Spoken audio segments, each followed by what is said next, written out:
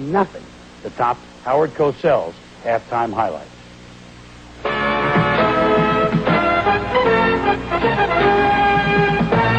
We pick up in the third quarter. 10-7, the Cardinals leading. Wilson handing off on that draw to Rogers. Watch him bust that tackle.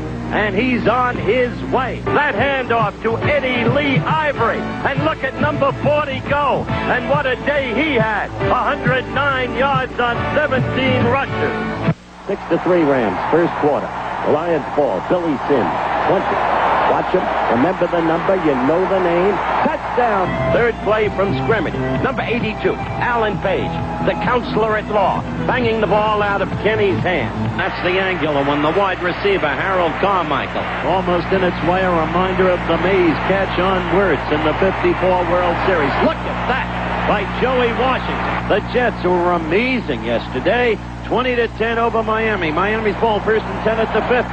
The pass from Greasy intended for Jimmy Cefalo, but that's number 40, Bobby Jackson. Look at him go. 58 yards to score. You remember because you was there. We all were there for Howard's halftime highlights, weren't we? He did so many wondrous things in his career of broadcasting through the years, but I'll tell you, that was as good as it got. A lot of what I do on primetime responsible for the way Howard Cosell did those highlights, and we thank him. 25 years of Monday Night Football. Our friends at NFL Films help us look back.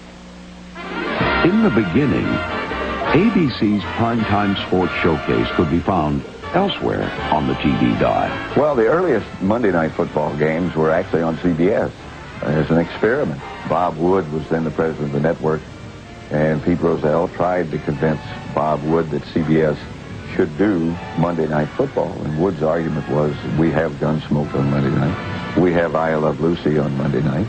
We're the #1 network. Why should we make a change and take a gamble on professional football? And Rozelle really tried his best to get CBS to carry Monday Night Football. Well, they turned thumbs down, and that's how ABC got involved.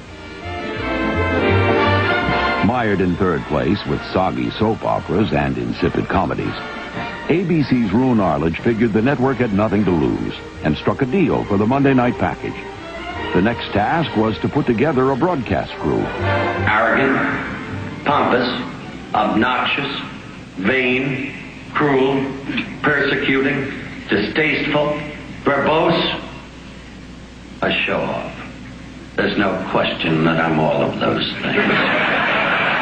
To me, Howard Cosell was Monday Night Football.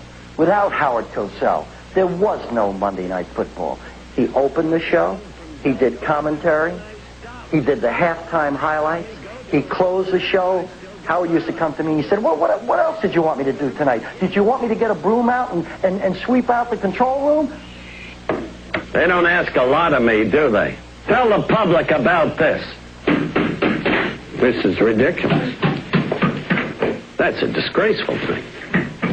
Next, ABC paired the polysyllabic New York lawyer with the homespun humor of Texas-twanging Don Meredith. And I think it was the fact that you had Don, who was totally outrageous and disrespectful. And he wasn't nearly as much so as people thought he was.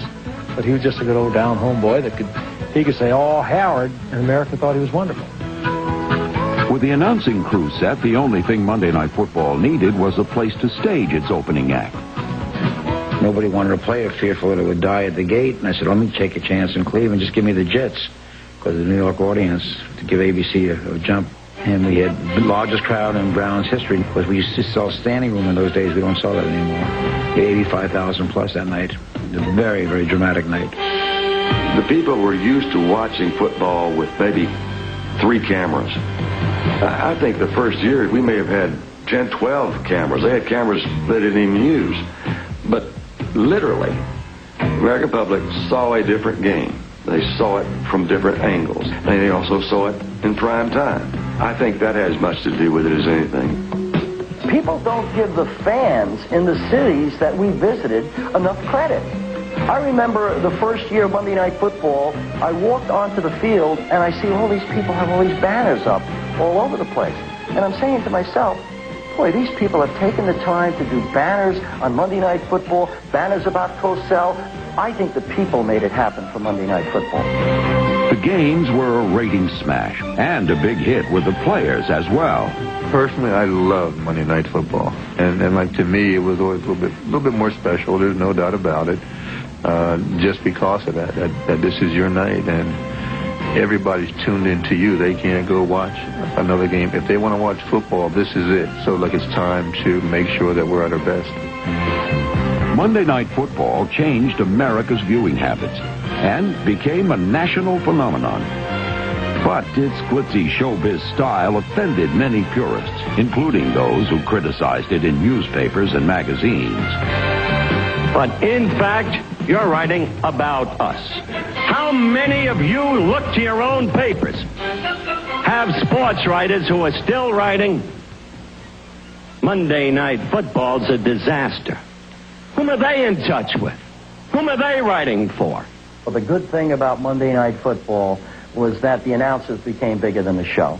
I think people turned on Monday Night Football to see and hear what Meredith, Cosell, and Gifford were going to say, especially Meredith and especially Cosell. But with these guys and the personalities that they had, and they were so different, absolutely one was different from the other.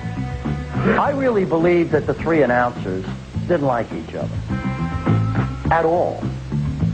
People tuned in to hear what Howard was going to say, or how he was going to get on Frank, and what witticism, what Texas bit of whimsy would come out of Meredith's mouth, so that it was an extra quality that was added to the game. Entertainment reared its head far more than it did on Sunday. It was a brilliant idea, and it was magical. Monday night suddenly became Monday Night In. Right there.